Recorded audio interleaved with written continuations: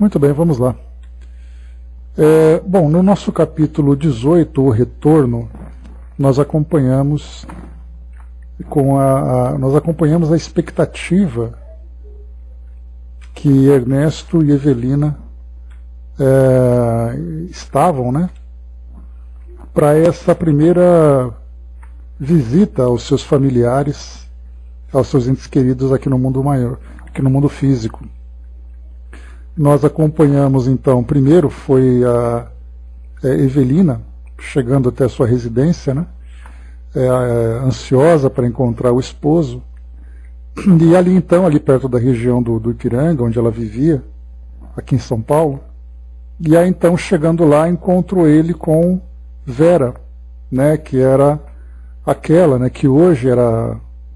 eles estavam envolvidos, né, na condição de namorados, mas Vera tinha sido aquela jovem com quem ele tinha então se envolvido numa relação paralela, né, enquanto ele se encontrava casado com Evelina.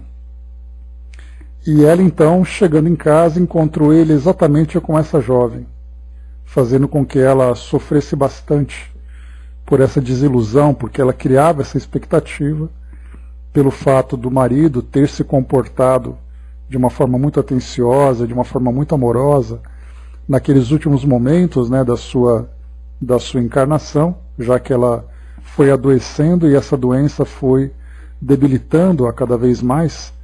E aí então o jovem, o esposo, acabou, deixa eu ver aqui, só lembrar o nome dele, me fugiu aqui o nome dele,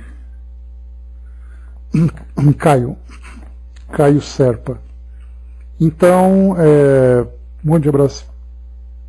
Então, o Caio foi muito atencioso, né? Ficava muito mais próximo a ela, e ela então criou essa expectativa de que aquele amor que ele demonstrava era um amor que seria para ela definitivo, né? E ela se sentiu, no plano espiritual, com muita expectativa de reencontrar aquele que seria o grande amor da sua vida, imaginando que chegando, né, na sua residência, ele estaria ali ainda, né, guardando a sua memória, saudoso, né, da sua presença, lembrando que havia ali 2 anos que tanto Ernesto como Evelina haviam desencarnado.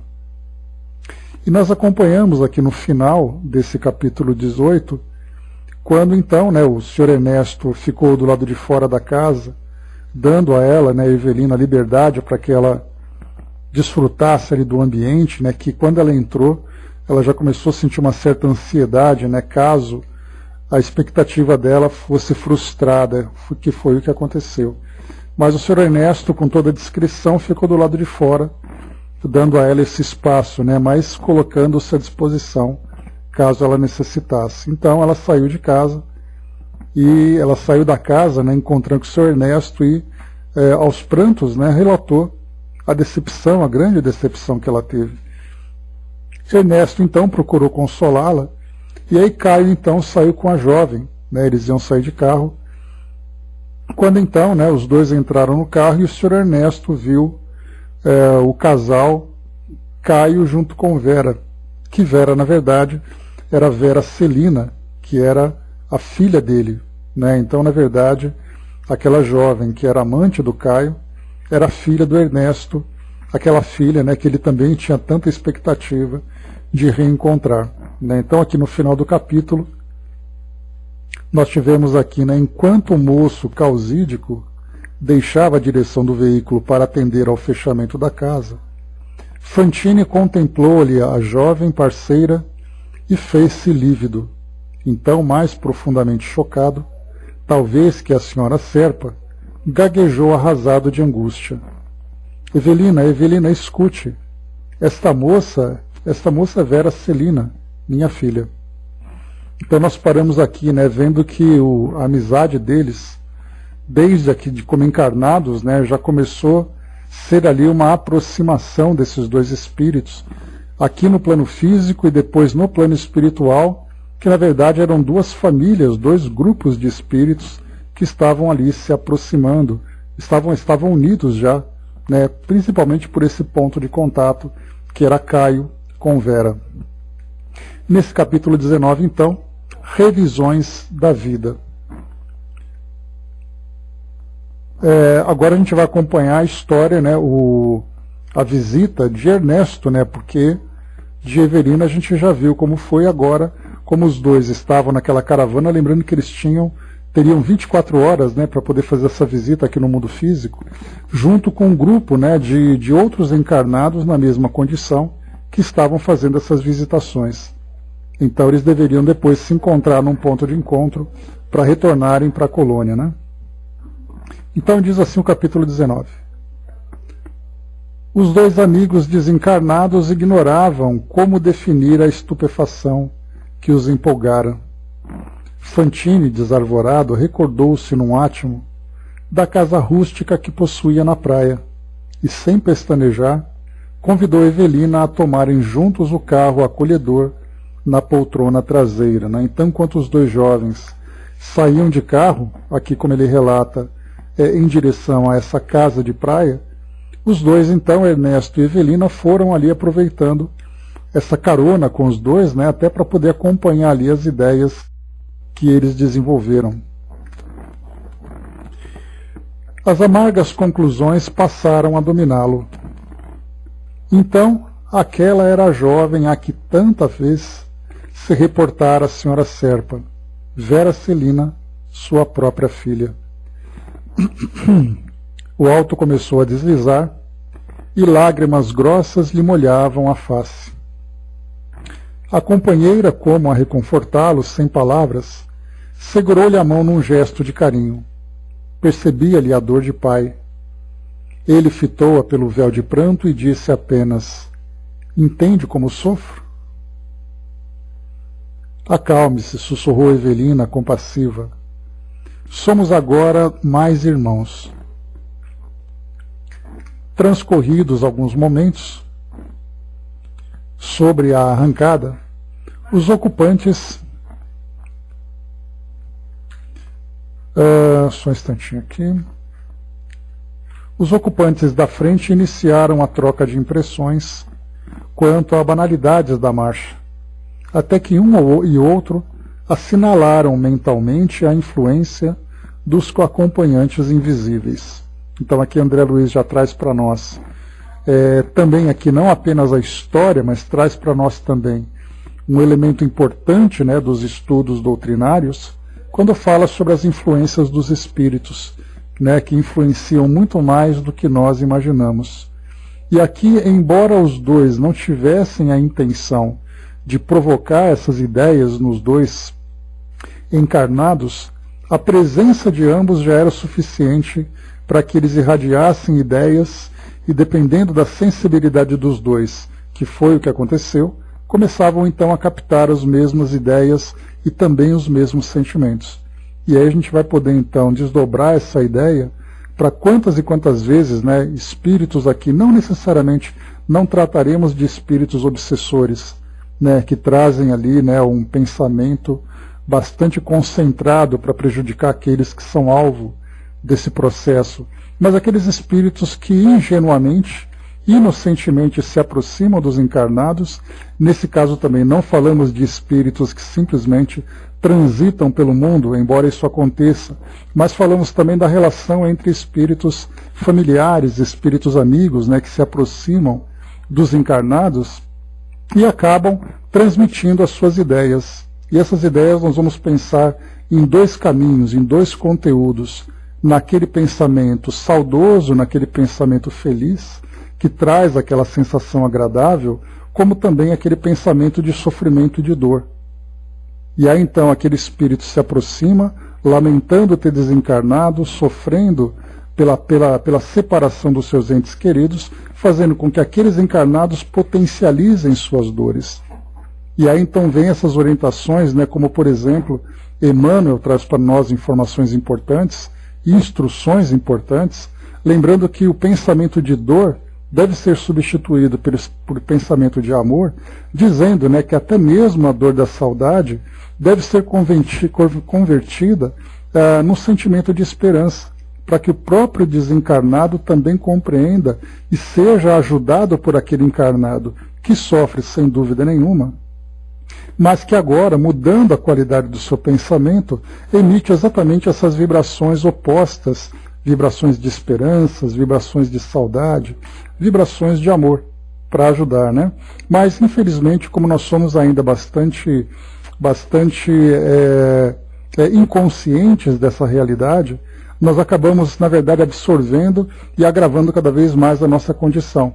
E aí nós vamos lembrar, por exemplo, daquelas caravanas, né, que iam para Uberaba para poder encontrar o Chico, né, para receber uma mensagem, uma psicografia, e a gente já começa então a compreender do porquê de tantos e tantos espíritos estarem ali naquelas reuniões trazendo mensagens para os seus entes queridos. Muitas vezes espíritos que vêm auxiliados, né, eles vêm auxiliados por outros espíritos que são familiares, que já estão no mundo espiritual, já mais equilibrados, ou mesmo instrutores e mentores de trabalhos que acompanham esses espíritos e ajudam na psicografia, que não raras vezes a gente vê, né, nas psicografias dizendo: estou falando aqui, estou escrevendo, sendo ajudado por tal pessoa.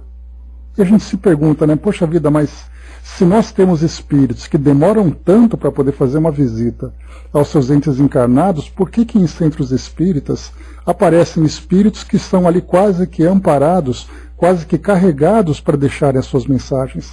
E aí então a gente vai entender a gravidade, porque muitos desses espíritos são levados, mesmo nessa condição, exatamente por causa das dores e sofrimentos dos encarnados, que mentalizam a distância, a saudade, a lamentação, a dor toda, e os espíritos, então, em processo de recuperação, acabam sofrendo essa influência.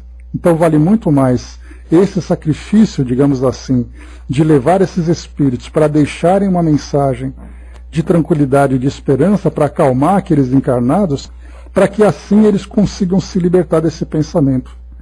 Né? Então a gente vê assim todos os processos que vão acontecendo no plano espiritual, tudo isso focando exatamente nessa ideia da influência mútua que acontece entre encarnados e desencarnados. E aqui que nós vimos, né, a simples presença dos dois já é o suficiente para que os dois jovens, então, assimilem a presença, né, a lembrança e as ideias relacionadas com a vida em comum. E aí a gente vai encontrar outras situações gravíssimas relacionadas com as influências, e nós veremos isso quando estivermos estudando os livros de Manuel Filomeno de Miranda, que ele vai falar sobre todo esse processo obsessivo, dos desequilíbrios mentais causados principalmente pelas influências. Então a gente vai mais para frente estudar um pouquinho mais sobre tudo isso. Mas aqui então, seguindo, os dois jovens então assinalaram mentalmente a influência dos acompanhantes invisíveis. Lembrando-se as súbitas de Evelina, a rival arriscou uma alegação. Então a gente viu que Vera, nesse caso, se lembrou de Evelina. Mas os dois estavam tão bem dentro de casa, os dois estavam conversando com toda a naturalidade, pensando naquele passeio na praia. Por que de repente ela pensa na mulher, né, na esposa desencarnada daquele que seria ali o seu futuro marido? Pensamos assim, né? Então, por que esse pensamento surgiu de súbito? Simplesmente pela presença. Bom dia, Andréa. Lembrando-se as súbitas de Evelina, a rival arriscou uma alegação. Caio, às vezes cismo indagando de mim mesma se você não é apaixonado pela memória de sua esposa. Eu? Era o que faltava. Sempre ouço em torno dela as melhores referências. Não era má. E você não tem saudades? Não a sente no coração? Caio riu-se e mofou. Não tenho vocação para conviver com os mortos. Não digo isso. Quero falar da sua mágoa natural ao perdê-la. Você sabe que Evelina estava morta para mim muito antes que o médico lhe atestasse o óbito. Em muitas ocasiões, surpreendo-me ao analisar-lhe o retrato. Aquela fisionomia doce, aqueles olhos grandes e tristes. Impossível que você não houvesse casado por amor. Sim, casei-me por amor. No entanto, a vida tem suas sequências. Primeiro a paixão e muitas vezes depois o desinteresse. Mas você pode precisar o motivo pelo qual se desencantou? Você quer saber? Sim. Bem, guardava a ambição de ser pai. Evelina, porém, era fraca, doente. Creio que carregava taras de família. Enquanto não abortou, não lhe viu os defeitos. Entretanto, depois que se revelou enferma e incapaz, o laço do casamento se desfez para mim pesado demais. Nos últimos tempos da vida, era mulher rezadeira e chorona. Ao fim de risada franca, o remédio era inventar viagens para estar com você. A senhora desencarnada apoiava-se mais fortemente em Ernesto, buscando escora para suportar com denodo semelhantes irreverências. Vera, dando ideia de quem não desejava descambar para despeito, desviou o rumo da conversação perguntando: Caio, não poderemos, por nossa vez, sonhar com uma casa enriquecida de filhos? Ele lançou-lhe rápido, mais expressivo olhar, furtado ao volante e contestou: Depende. Depende de quê?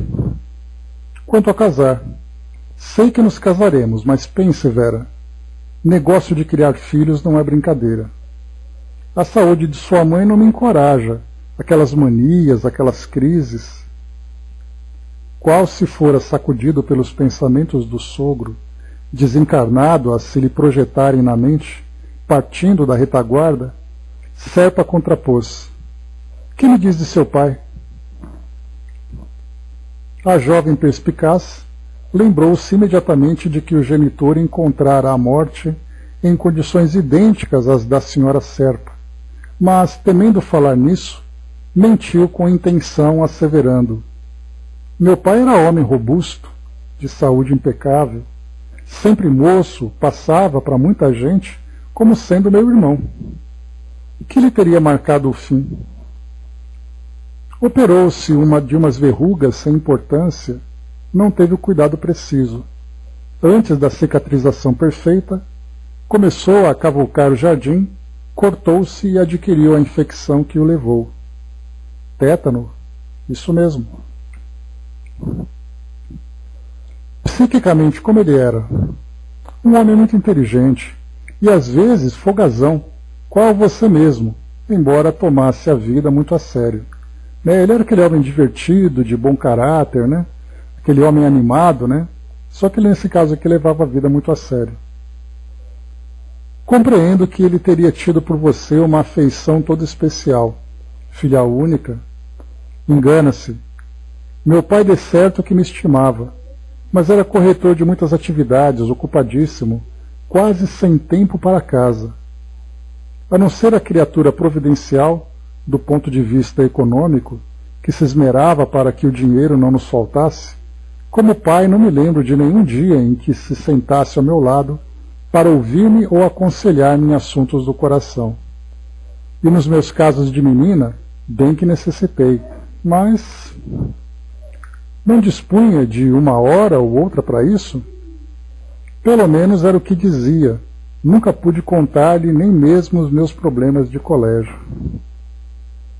Fantine escutava, acusando-se humilhado, abatido, a confessar para si próprio que daria quanto lhe fosse possível, a fim de voltar atrás, de modo a ser para a filha o pai afetuoso e vigilante que não buscara ser.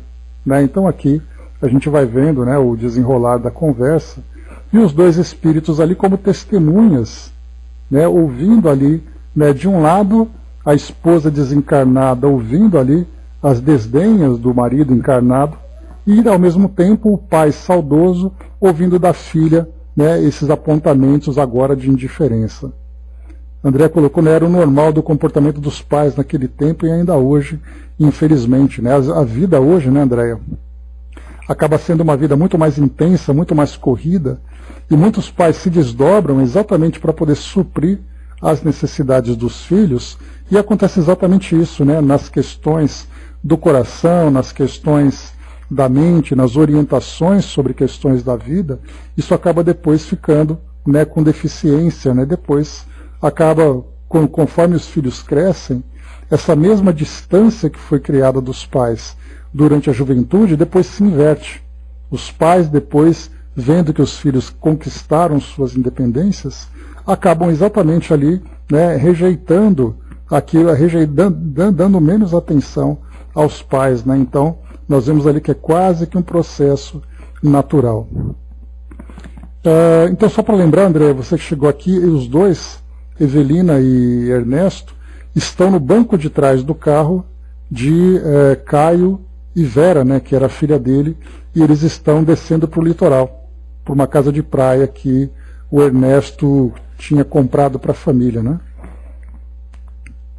Então, enquanto a viagem vai acontecendo, o diálogo aqui também vai se dando, né? E como eu comentei no início, essas ideias, falando do pai, falando da esposa, né, para os dois acontecia exatamente, essa conversa acontecia exatamente pela presença dos dois junto a eles, influenciando-os, né, e dando essas ideias e sentimentos relacionados a eles, né?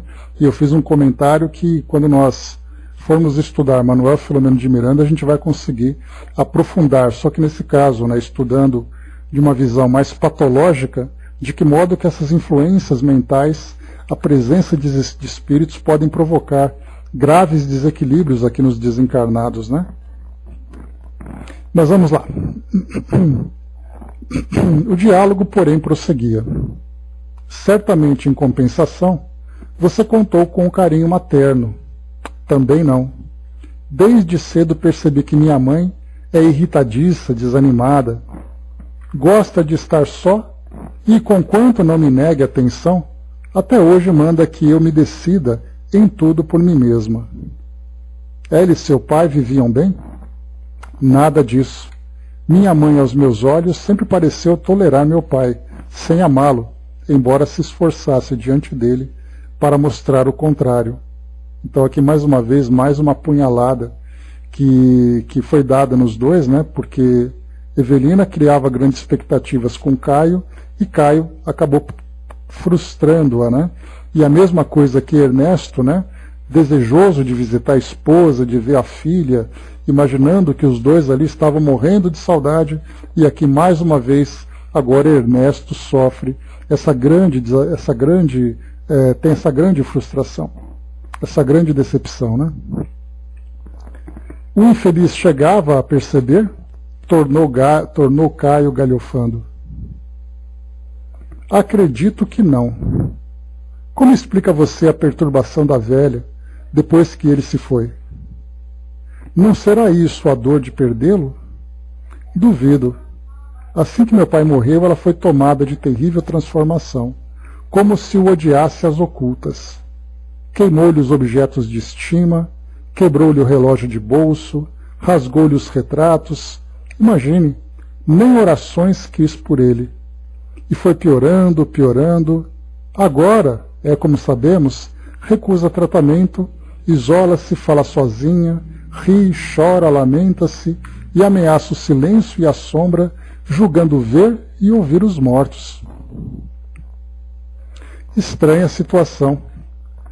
Embora reconfortado pela simpatia de Evelina, Ernesto dava custo às lágrimas, guardava os apontamentos da filha, qual se a desconhecesse até então. Verdade que não fora homem de explorações afetivas. Entretanto, nem de leve supunha fosse detestado no lar. Teria a jovem razão? Por que teriam alterado as faculdades mentais de Elisa que era esposa, né? Que haveria ocorrido naquele longo pedaço de ausência? Mais uma vez, 2 anos, né, da desencarnação de ambos. Enquanto os dois desencarnados se identificavam sob rigorosa análise naquele retrospecto, esvaiu-se o tempo e o carro fez parada no ponto terminal. A casa singela, docemente iluminada dentro da noite. Excitado, mas cauteloso, Fantine instalou Evelina em sítio vizinho, de vez que, assim como sucedera com ela própria, expressou o desejo de consultar a sós o ambiente doméstico. Depois disso, decidiria quanto à viabilidade de colocá-la na rota familiar. A posição de Vera junto de Serpa não lhes encorajava. De imediato, um avanço a dois. Evelina concordou.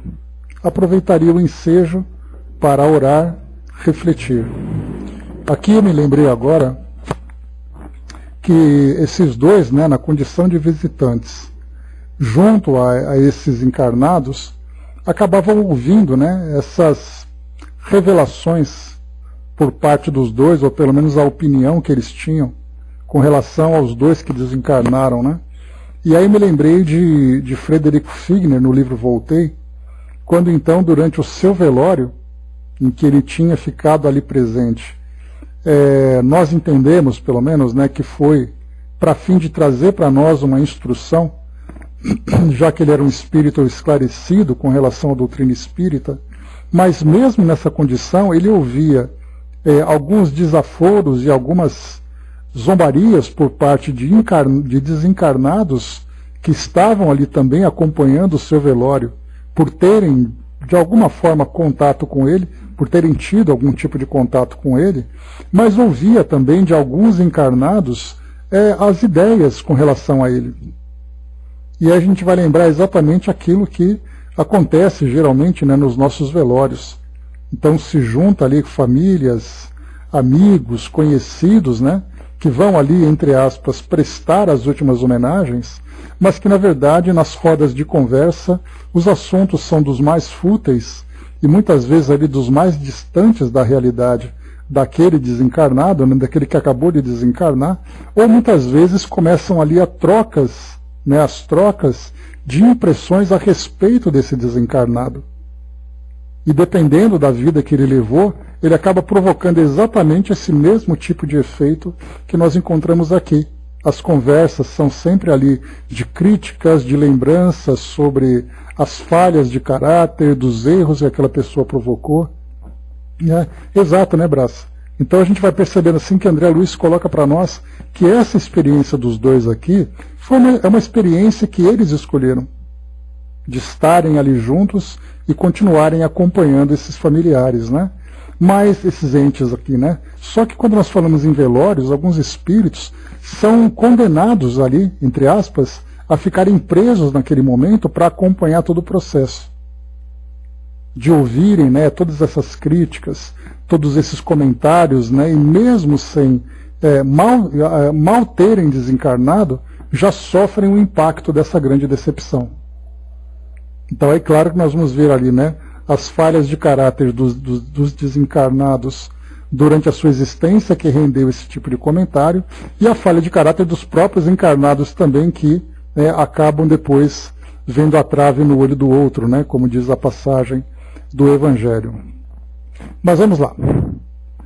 Evelina concordou, aproveitaria o ensejo para orar e refletir. Fantine, emocionado, penetrou o reduto que lhe falava tão alto à memória.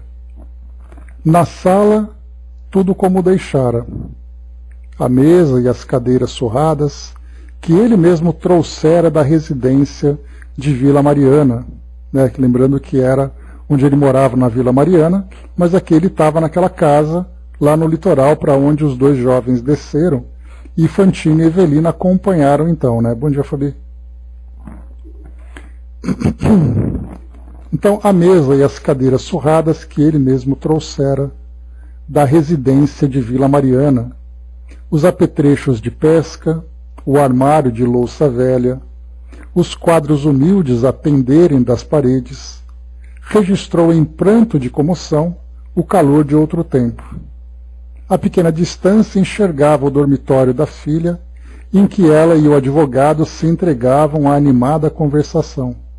Mas ali, a 2 passos, rente a ele, quase tateava o aposento em que tantas vezes repousara, ao lado da companheira, aspirando as aragens marinhas. O relógio marcava alguns minutos além das 9 da noite. Que surpreenderia por trás da porta cerrada? Indagava-se inquieto. Elisa doente? Desanimada? Rememorou as lições recolhidas de amigos na moradia espiritual de que chegava refeito para facear quaisquer surpresas e orou. Pediu forças à divina providência. Queria rever a esposa com distinção e dignidade. As alegações da filha no automóvel ditavam-lhe prudência, atenção. Achava-se ali não para queixar-se, e sim para agradecer, ajudar, querer bem, ansiava servir. Com essa disposição, transpôs o limiar e encontrou-se dentro da câmara que conhecia em todos os escaninhos.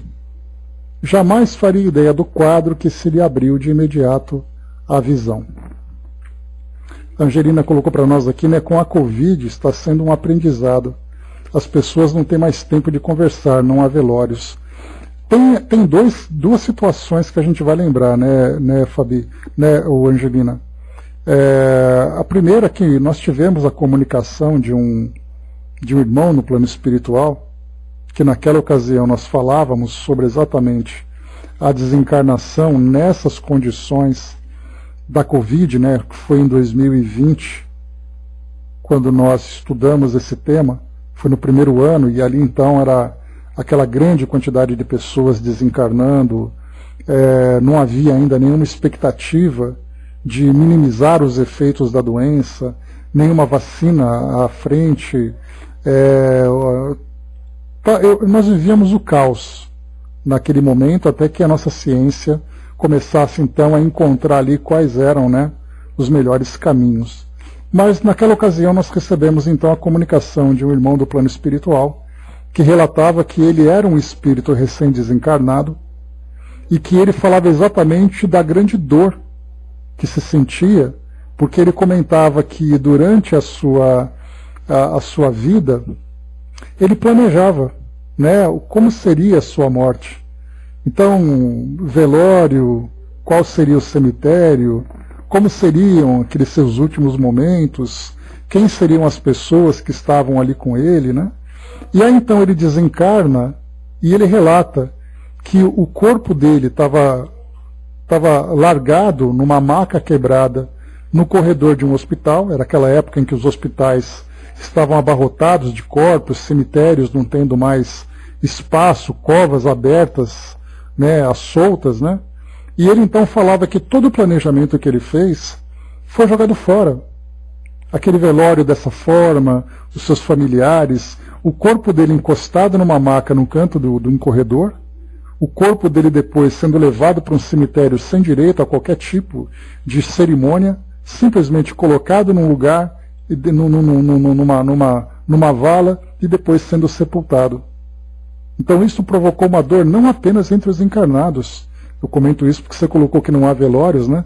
Que as pessoas não têm tempo de conversar. Então, se por um lado nós vimos o grande sofrimento das famílias que não puderam, né, fazer ali a devida despedida para os seus desencarnados, mas os próprios desencarnados também passaram por tudo isso, porque se viam absolutamente sozinhos por causa das circunstâncias que foram criadas pela pandemia. Então, para nós que temos esse privilégio, né, de estudar a doutrina espírita e contarmos com maior privilégio ainda, né, de termos essa presença, esse intercâmbio com os amigos do plano espiritual, de conhecermos esses bastidores que não são revelados para as pessoas de um modo geral, além da própria presença, né, dos nossos amigos, né, da nossa querida Cecília, sempre nos atualizando com relação à grande mobilização que havia no plano espiritual com relação a trabalhadores, resgatando e auxiliando aqueles espíritos que desencarnavam em condições de grande perturbação por serem tomados de súbito, né, não esperavam, ainda mais nessa condição. Então nós tivemos a oportunidade de conhecer esses bastidores, mostrando para nós, né, todos os horrores que acontecem no plano espiritual quando nós estamos aqui vivendo de uma forma imprevidente, sem tomarmos aqui as precauções no sentido de nos trabalharmos moralmente, de nos trabalharmos espiritualmente.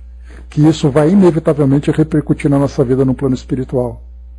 Né? Então, os velórios, sepultamentos, né, nos afetam de uma forma muito impactante, mais ainda quando acontece numa situação tão caótica como essa que nós vimos. Né? Então, grandes aprendizados para todos nós. Vamos em frente. Então, aquela expectativa de Ernesto andando pela casa, reconhecendo os cômodos e vendo, dentre esses cômodos, aquele quarto com a porta fechada, que era onde a Elisa, a sua ex-esposa, ou a sua esposa, como ele mesmo entendia, se encontrava ali, né, isolada. O que será que ele encontraria quando passasse pela porta? Jamais faria ideia do quadro que se lhe abriu, de imediato à visão. Elisa descansava, o corpo magro, o rosto mais profusamente vincado de rugas e os cabelos mais grisalhos. No entanto, junto dela, estirava-se um homem desencarnado, aquele mesmo sobre o qual atirara tantos anos antes ao desvairar-se pelo ciúme. Aqui a gente vai lembrar que Ernesto, quando ele fazia ali aquela anamnese lá na clínica de psiquiatria do plano espiritual, né, quando ele e Elisa tiveram o primeiro contato, eles então ali, cada um foi revelando quais eram os dramas, né, ou aquele maior drama que era guardado na sua consciência. Elisa falava exatamente dessa decepção do marido se distanciar depois dela ter que vivenciar aquele aborto, enquanto que Ernesto revelava que, por ciúme durante a juventude, ele tinha assassinado um homem. No impulso, né, de querer aí preservar a própria honra. E eis então que exatamente esse homem que foi vítima desse crime que Ernesto guardava no fundo da sua consciência, se encontrava ali ao lado da esposa, provocando nela, né, esse desequilíbrio mental que nós já podemos perceber. Angelina lembrou aqui, né, orientamos familiares e amigos que nos procuravam para, através dos irmãos, terem palavras de conforto. Né? Pois é, são tantas orientações ainda com relação à morte que nós precisamos ter ainda, né, entender exatamente o que é a morte, não na visão física ou na visão social, mas entendermos a morte de fato na visão espiritual. Estou com a minha garganta meio ruim hoje, pessoal, desculpe aí os meus pigarros. Bom, então estava ali o homem desencarnado estirado ao lado dela. Estacou aterrado.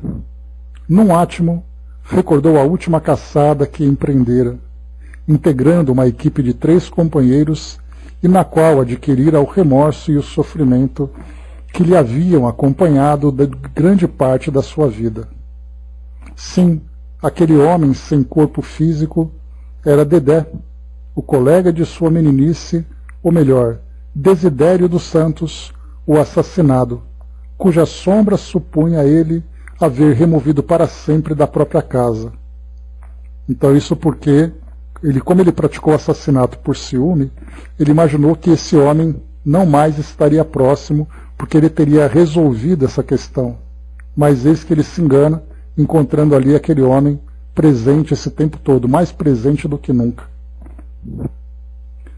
Acusou-se ralado de arrependimento, transido de angústia. Como arrostar o adversário a injuriá-lo no próprio tálamo? Fantine chorava para dentro de si, ralado de desespero. Motivos poderosos tinha Ribas, o instrutor, delongando-lhe a volta.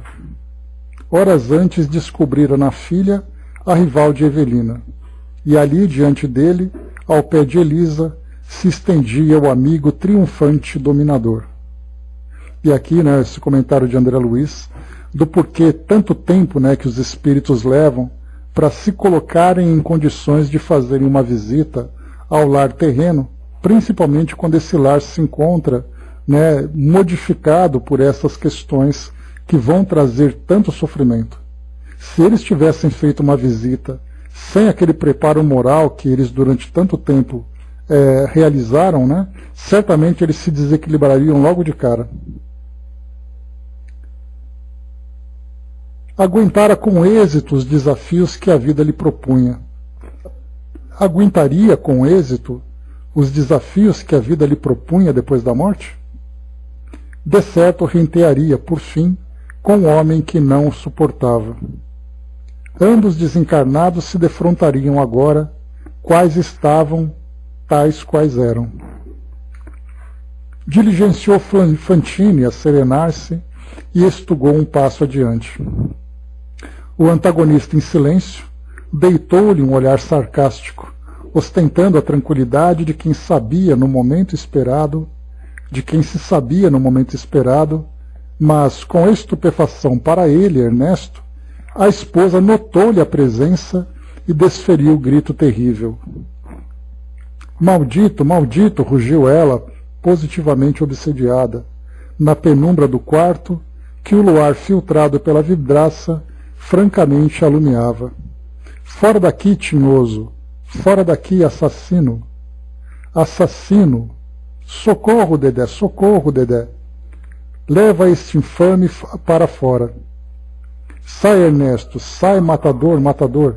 Então todos esses gritos, né, foram saindo tanto da ideia que ela tinha, tendo a percepção do esposo, como ao mesmo tempo sofrendo a influência daquele que foi assassinado, provocando nela esse grande pavor que na verdade tinha o objetivo de agredir o próprio Ernesto.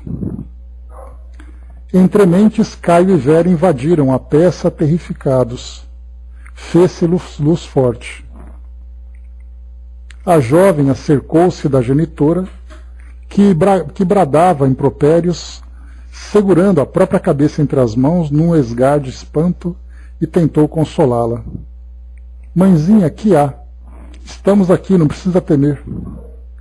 Ah, minha filha, a enferma soluçou. É seu pai, aquele infeliz. Agarrou-se à moça qual criança assustada e esticou o clamor, dando a certa a impressão de uma alienada mental no mais fundo desequilíbrio. Seu pai está aqui, aquele canalha, não quero vê-lo. Defenda-me, pelo amor de Deus. Voltemos para São Paulo hoje mesmo, tire-me daqui. Dos olhos tristes de Ernesto, o pranto jorrou em maré de angústia. Tantas vezes acariciara projetos de reencontro, tantas vezes imaginara-se pássaro distante do ninho, faminto de repouso na úsnea tépida. Entretanto, chegava até ali na condição do hóspede indesejável, abominado pelos seus. Elisa, implorou.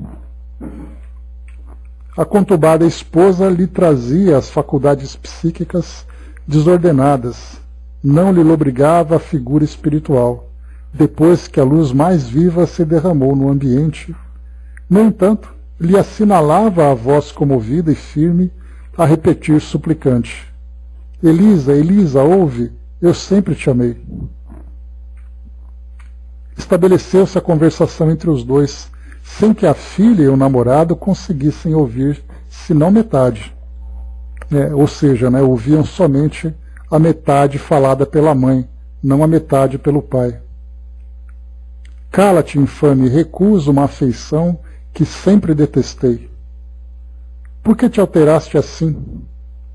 Sou hoje livre para dizer o que me vem à cabeça. Mas quando juntos eu era escrava gemada ao Senhor. Entretanto, sempre afirmaste que me queria bem. Sempre te desprezei, isso sim.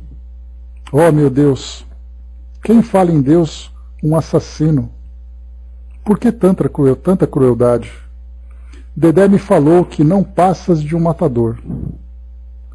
Nessa altura do diálogo, fundamente estranho para os dois ouvintes reencarnados que o acompanhavam pelo meio, Serpa inquietou-se e, confessando-se incomodado ante o delírio da enferma, passou a esquadrinhar a casa em busca de medicação que lhe sedasse os nervos.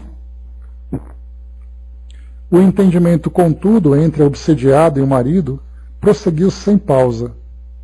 Ouve, Elisa, mendigou Fantine em pranto. Não nego haver cometido grandes erros, mas invariavelmente por tua causa, pelo extremado apego ao teu carinho. Balela, gargalhou a interlocutora entre a ironia e a demência. Desde que arrastaste Dedé, passei a gostar dele. A qualquer momento a que vinhas em casa, isso acontecia sempre para infelicidade nossa, porque vivíamos juntos aqui, antes da tua morte, e viveremos juntos depois. Ora este quarto, Dedé está no lugar onde sempre esteve. Semelhantes declarações foram suplementadas de informes sobre os quais pede a caridade se faça silêncio. Então André Luiz aqui ele faz um comentário muito discreto, a respeito dos detalhes que vieram através dessa conversa. Ernesto chorava, ao passo que defronte dele o adversário desencarnado sorria escarnecedor.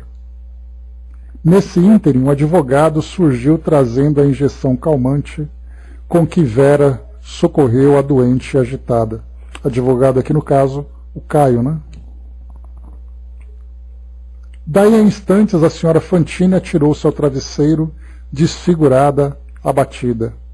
Aqui a gente já vê também, nesses processos obsessivos, depois dessas explosões emocionais, surge aqui então a frustração, a prostração, quando ela então ali cai esgotada fisicamente e emocionalmente, como resultado dos excessos que acontecem durante essas crises.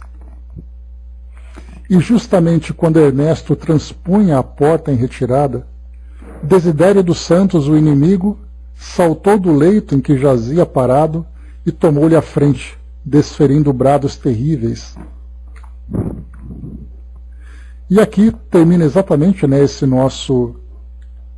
esse capítulo, Depois começa outro aqui, trama desvendada, que a gente vai acompanhar no próximo encontro, exatamente ali, a conversa, o diálogo que aconteceu entre aquele que foi a vítima e aquele que foi o criminoso, então um ali se deparando com o outro. Então a gente vai lembrar aqui também que nós vamos, claro, encontrar aquelas situações em que o desequilíbrio acaba acontecendo e algo que não era programado na nossa história, ou seja, não era necessariamente uma prova a ser passada, mas uma situação criada, como lembra Kardec lá no capítulo 5 do Evangelho, das causas atuais e das causas anteriores de nossas aflições. E quando ele fala também lá no próprio Livro dos Espíritos, que se nós remontarmos a causa das nossas aflições, nós veremos que nós poderíamos fazer diferente em determinadas situações que não nos levassem àquele momento crítico. Então são nossa responsabilidade pelas escolhas que nós fazemos. Então não são necessariamente provas capitais em que nós temos que fazer a escolha certa ou a escolha errada. São simplesmente circunstâncias do dia a dia que nós poderíamos criar de um modo diferente. Aqui nesse caso nós vamos encontrar uma família, nesse caso Elisa, Ernesto, Desidério, se encontrando os três numa relação, num triângulo amoroso que acabou culminando com essa grande tragédia. Nós não conhecemos a história pregressa desse grupo, para saber se esse reencontro, se essa situação foi um encontro ou um reencontro. Então, geralmente, a gente acaba acompanhando aqui aquele momento que acontece. Mas a gente vai percebendo de que forma que cada um de nós vai construindo a própria história, de que modo que as circunstâncias vão surgindo, em que nós podemos contornar determinados problemas que poderiam surgir diante de alguns desafios, ou se nós entramos no problema pelo fato de nós queremos enfrentar esse desafio, ou por falta de cuidados, falta de atenção. Então nós vamos criando essas mesmas circunstâncias. Então a orientação que nós temos de Jesus é exatamente que nós sigamos os nossos caminhos sempre com atenção, sempre com cuidado, sempre com reflexão, sempre com objetivo, para evitarmos exatamente esses pequenos desvios que nós agimos de uma forma tão inocente, mas ao mesmo tempo tão inconsequente, que acabam gerando para nós resultados bastante dolorosos. Então aqui nós temos, só para a gente poder concluir então aqui o nosso raciocínio, nós temos nesses dois quadros que se apresentam para nós, né, aqueles que o quadro envolvendo Evelina com o marido e a jovem, formando também esse triângulo amoroso, e depois Ernesto encontrando Elise e Desidério, formando um segundo triângulo amoroso. Né? E ali então nos dois casos, um crime acontecendo de um lado e a indiferença acontecendo do outro, sendo ali, né, a traição afetiva por parte dos dois, né, dos dois grupos, e aí então trazendo essas grandes dores.